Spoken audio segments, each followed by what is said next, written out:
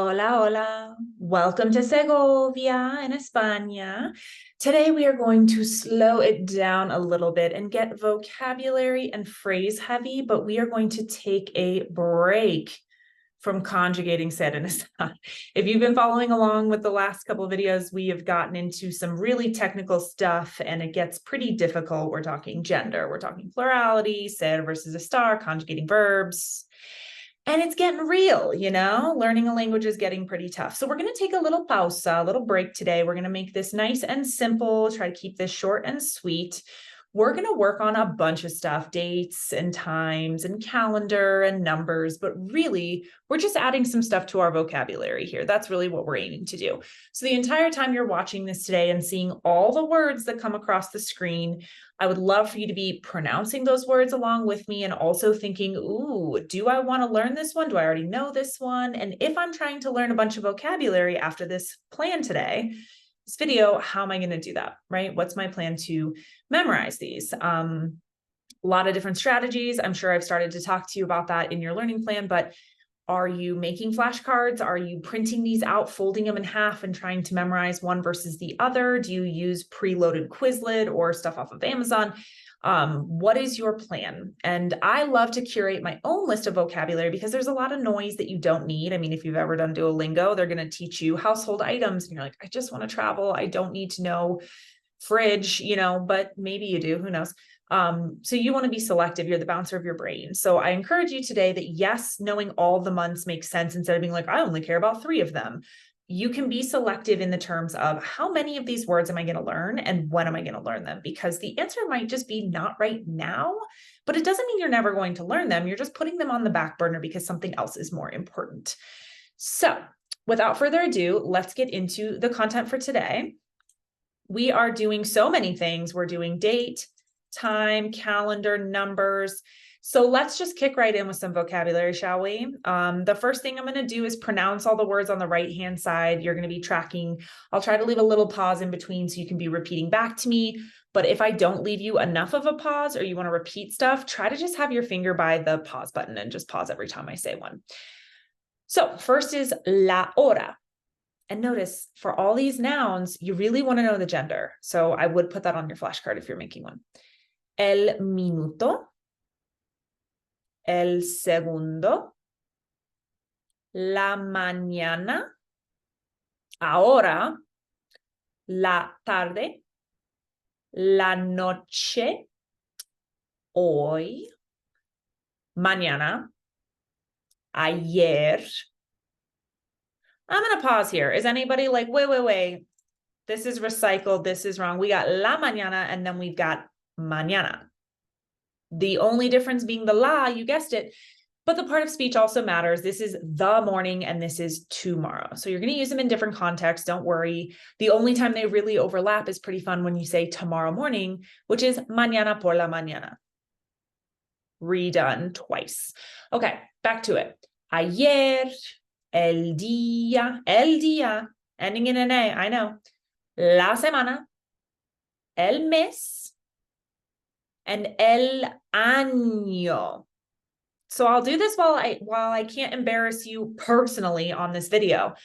If you're a person who pronounces this without the ñ, I just want you to know, and I'm trying to keep this age appropriate, but I want you to know you're saying butthole, okay? I just need you to know that, okay? If you're reddening while hearing this, I get it, okay? But if you're saying cumpleaños or just ano or tengo 30 años, you're claiming to have 30 buttholes, and that's fine. And people will know that you're well-intended. But if you notice them kind of doing a like, like a little like, oh, isn't that fun? They're trying not to laugh. Okay. And it's funny and it's cool. And maybe it's a bonding moment. If you're not intending to share the number of buttholes or that you've completed another butthole, right? Because that would be cumpleaños being birthday. You've completed a year. Let's keep it year, shall we? Unless you're really intending that, and then go nuts. ANO, no tilde, you're set. Okay.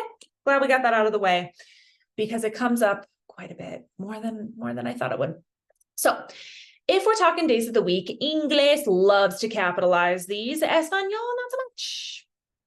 Nor for the days of the week, nor the months, we don't capitalize these. So that's not actually a typo, it's on purpose.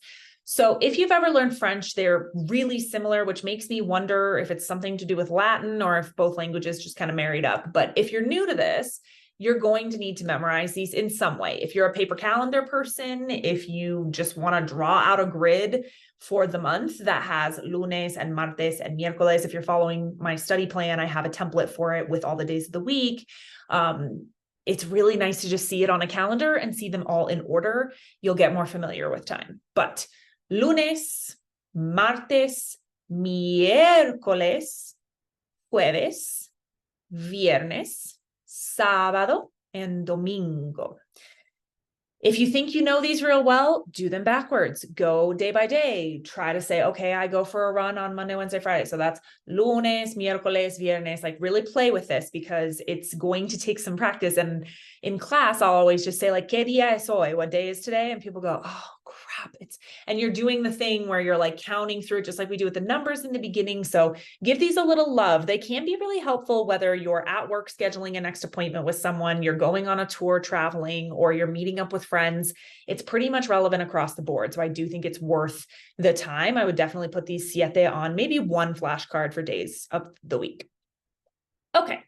Let's get into the months. Now, I really like these, okay, except for enero. I don't like enero. Why? Because it's cold, but also because this is a terrible translation, in my opinion, when we have some great stuff happening like febrero and marzo and abril. I'm like, yes, I'm tracking. Yes, I could have guessed all of these. No, I can't spell them without help. Okay, I get you. It's fine.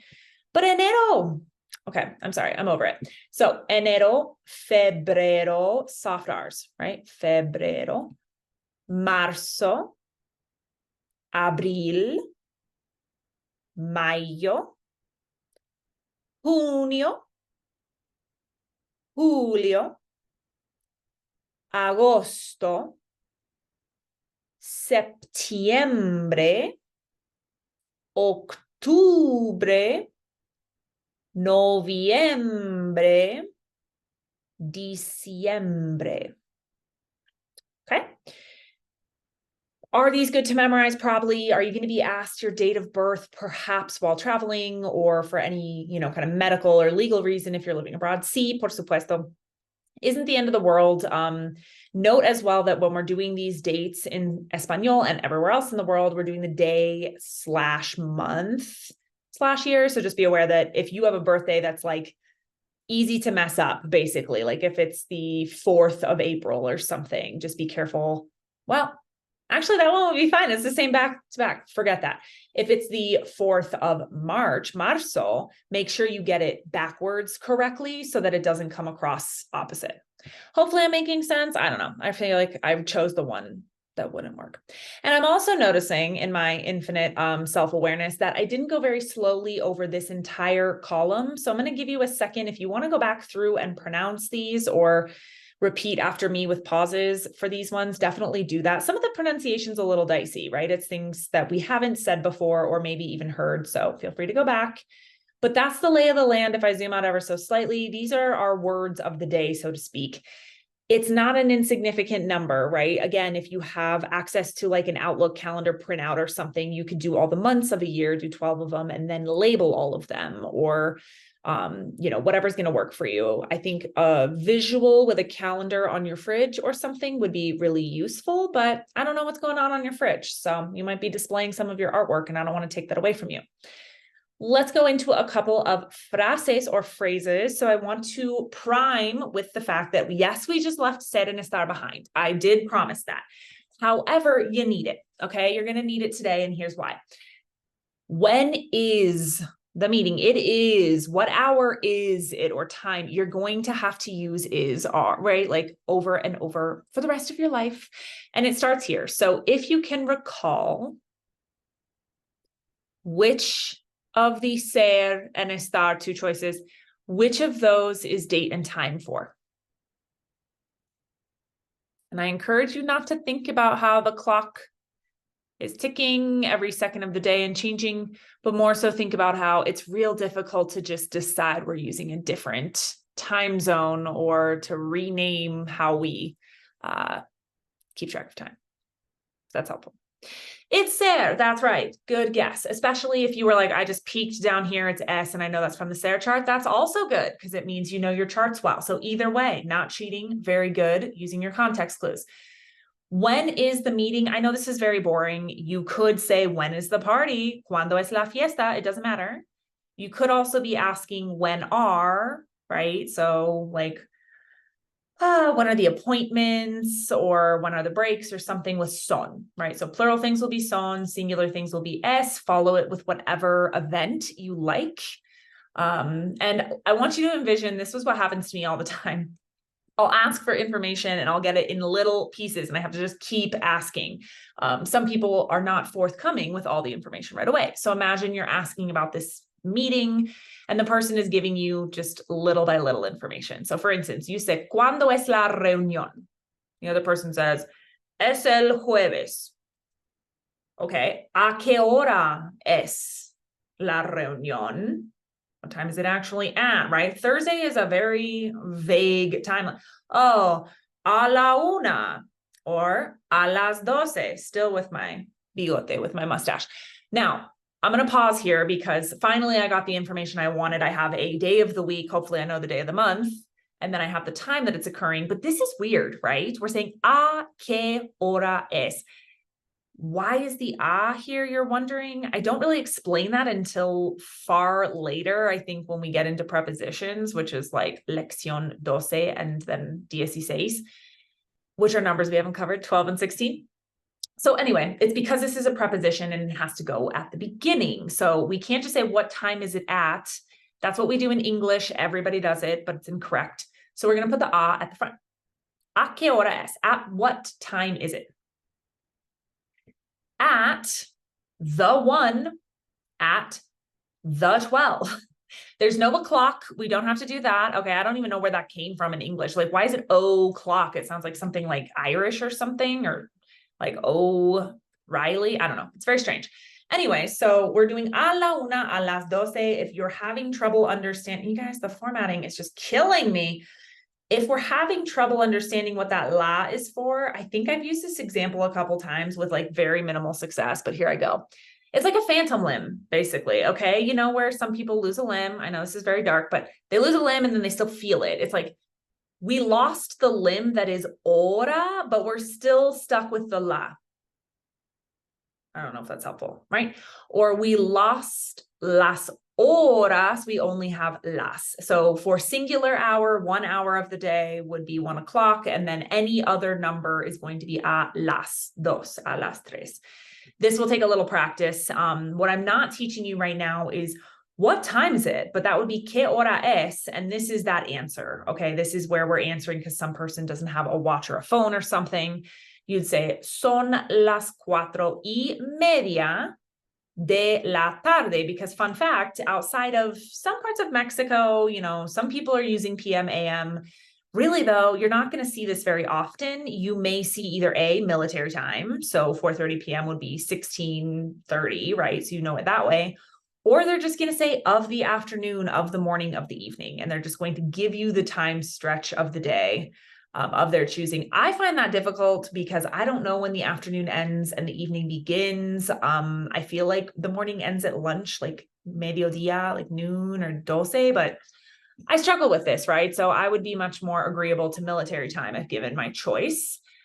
If we want to know the date today or the date of something that's occurring, we would say, ¿Cuál es la fecha? In this case, de hoy, but it also could be de la reunión if we're stuck on this meeting concept, right? What is the date of the meeting? And I want you to think like a wedding invitation where it's really formal and fancy, or just anything formal and fancy.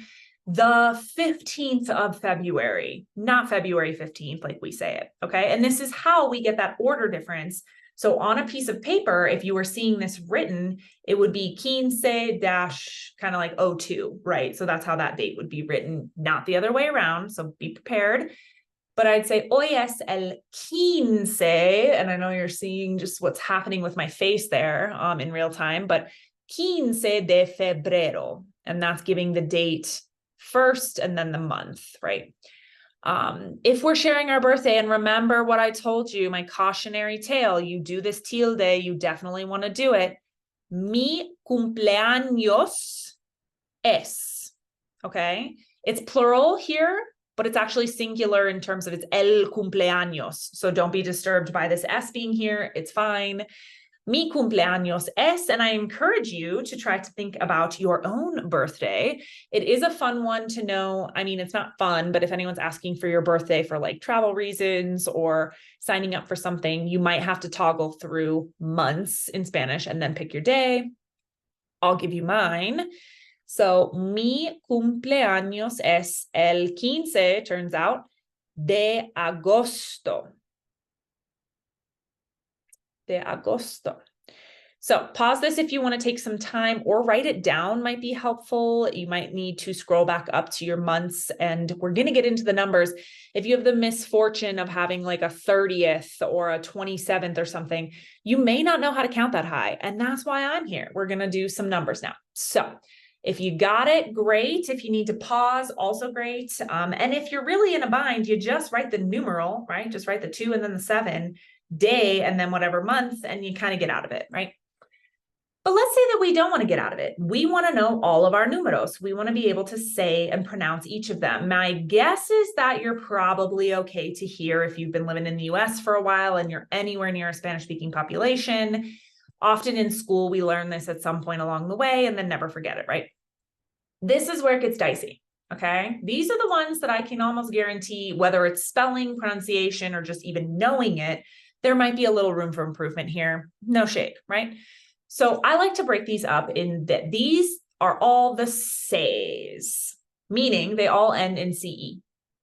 Once, doce, trece, so you can kind of get the feel, catorce, and quince. Now, for pronunciation purposes, which was all the way back in 1B, we learned that we're pronouncing the second to last vowel when we end on a vowel.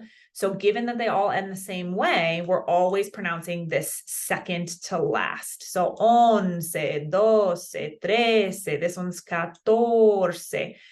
This one's a mess, and it was my birthday, right? It was quince, and you're just ever so slightly trying to hold, and I truly like use my jaw like a drawer and like pull it out like quince. If you want to do the drama of that, highly recommend. It's pretty fun. And that's it. So we go from once to quince with a CE on the end, pronouncing the second to last vowel, feeling good about it, right? Then we get into like the equivalent of a teen, I guess. Because think about English, right? Teen is like 10, like 6, 10, 16, kind of cool, right? Spanish does the same thing. It does the 10 at the front though, right? We're always doing it backwards. Dieci. Try saying that. Dieci. Because once we have to add all these other vowels and get this whole thing in the mix, it's going to sound a little bit wild, right? So we want to get the dieci down first, and then we're just adding what you've seen before, seis, siete, ocho, nueve. So pretty predictable. You just got to know that after the 15, which is like the hardest one to remember, it does shift to that 10 and kind of, right? So 16, 17,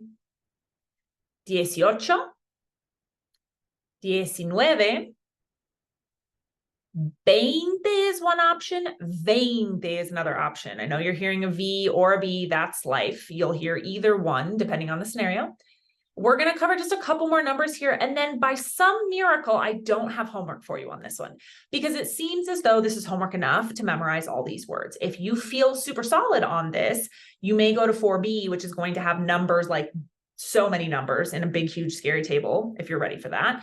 Or you might look at the tarea that I've assigned, which is related to this whole topic, right? It'll be some sentences and things like that that utilize some of the words we learned above. But I would, if I may, just stay here until you're really confident with everything on these 3 pages, and then decide to move on from there.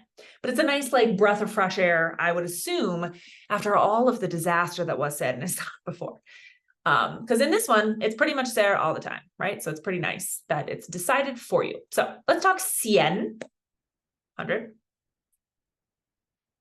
But then we go ciento, every number after 100, like that's the perfect one. But then it's 101, 102, 103. So it kind of goes off the rails from there.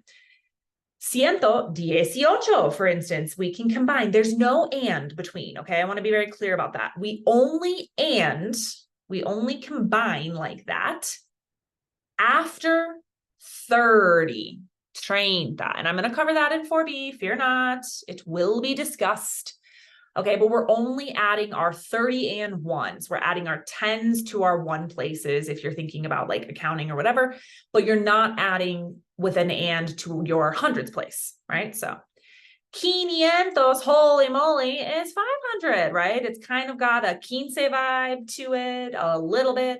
That one's real difficult to memorize, but we will talk about it in 4B. This is the biggest sad thing ever. I wonder if my student who I'm talking about will be watching this, but I had one estudiante who I said, okay, you got a phone call and you've just received $25,000. Okay. We know this to be 1,000. We don't know 25 yet, but we're figuring 25. Okay, 25. So 25,000, right? But mi pobre estudiante is thinking this has got to be million. And so she's making plans to buy places in Aspen and Colombia. And I was like, oh, mi amiga, right? We're not even able to do like a bathroom reno or like a nice car with the amount that you want, right? So it's nice to know the difference and that we can stack as well. So 1,000, 2,000, that's what we use all the time in dates. So if you're saying 2023 in English, 2023 in Spanish, 2,000, 2023, 23. So we'll cover that as well in the next one. And then 1,000,000, if you're like, okay, then what is million? So I don't get duped. 1,000,000, 100,000. You'll start to notice I didn't even bother to do any of these in here because I guess I'm lazy. But if I wanted to do my like punctuation for this number, it's dots instead of commas. They're backwards. So 9.99, which is the deal for everything, what everything costs, is a comma. And the commas we're used to in the hundreds place going into the thousands and so on is actually a dot. So be aware of that. It's backwards. We love some backwards in Spanish, right? It's perfect. And this one, if you want to pronounce it, why don't we? We do need to combine $9.99 like we do in English with an and. So that's what our first E is here for. So we go $9. Most mispronounced word, I swear. Dólares. Okay. Y 99 centavos. Now, this is for American dollars. If you were somewhere else, they may not call them centavos or cents. That's fine. You'll learn where you go, what they're calling everything. This 90 and 9 is combined because it's the tens place and the ones place. So 90 and 9. Okay. So, muy bien. This is just a little bit of intro. I tried to keep it brief and I did okay, I suppose. But this is it. You don't have to fill anything in. You're just going to possibly listen to this back, print this out, or copy down only the ones you need. So if you're solid on 1 through 10, you're leaving those behind and just copying down 11 through 20. If you know your days of the week back and forth because Duolingo has harassed you with that, fantastic. But maybe there are 5 or 6 in here that you can take with you. Be really selective. Start really thinking about what is my process. I'm going to be seeing new vocabulary every single lesson plan. I mean, if I'm doing my job right. And you're going to need to take some on board, slough some off, maybe leave some for later. So just be thinking that you need a process. It's kind of like paperwork in your personal life. Like, what do you do with it when you get it from the mailbox? And maybe you don't have a process for this and I'm just super type A, but you might want to have some, okay, I'm capturing all this information. I'm putting it in this particular place and then I'm coming back to it on this frequency. So never too early to start thinking about that, but happy travels through time and date through the end of this video. Woof. But do study a little bit of the vocabulary here because it's really tempting to say that's a lot and I'll come back to it, but definitely pick at least your top 10 and don't move on until you've got those. And then if you're feeling really excited about all of the números, you might want to go into 4B. My big sales pitch on why you need números but not alphabet is that people are going to offer you prices for things. They're going to read numbers to you, and oftentimes they're going to have a numeral on the checkout screen, or they'll have it on a calculator they can show you. But it's really nice to be able to hear what numbers are, whether someone's reading you an address and they're giving you the number, the house number. These come up a ton, and the better you can identify what those are, the better you're going to be able to follow along. You can always pull out your phone and type in a number if you're trying to barter or trying to understand what the number should be. They can do that for you. But again, our goal here is to really speak this language and do it effectively. And out loud, we have to do that with some pretty tricky numbers. So that's what's coming next.